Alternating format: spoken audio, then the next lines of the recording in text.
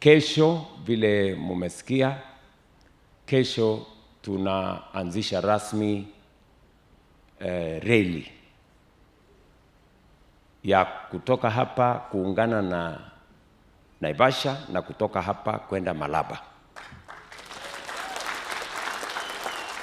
Rais Museveni atakuwa hapa kesho kwa sababu na yeye anasema ikifika Malaba anataka asukume kutoka Malaba iende Kampala na iende mpaka DRC.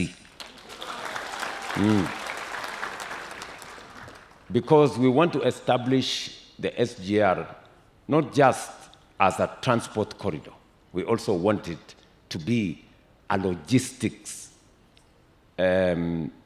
infrastructure development.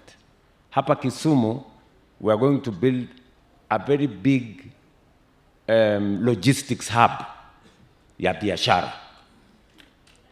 Na mimi najua jamii ya Waislamu wengi ni wafanyabiashara, si namna hiyo? Kwa hivyo mwanze kujipanga. Hapa tutakuwa na logistics hub kubwa ya kusambaza mali katika East African region, 5 countries: Sudan, South Sudan, Uganda, Burundi, Rwanda, DRC na baadaye Central African Republic.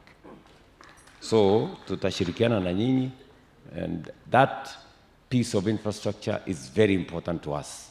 It's very important to Kenya. It will completely turn around the city of Kisumu, because the city of Kisumu grew in its earlier days because of the railway. And we are bringing back the railway, and I agree with the proposal by leaders here that as we do the railway city in Nairobi, we will do the railway city in Kisumu. Pia nitakuwa hapa maneno mengine ya maendeleo ya sehemu hii. Kisumu hapa nyinyi mjue ya kwamba among the 3, 4, maybe 5 largest investments that we have made is in Kisumu hapa.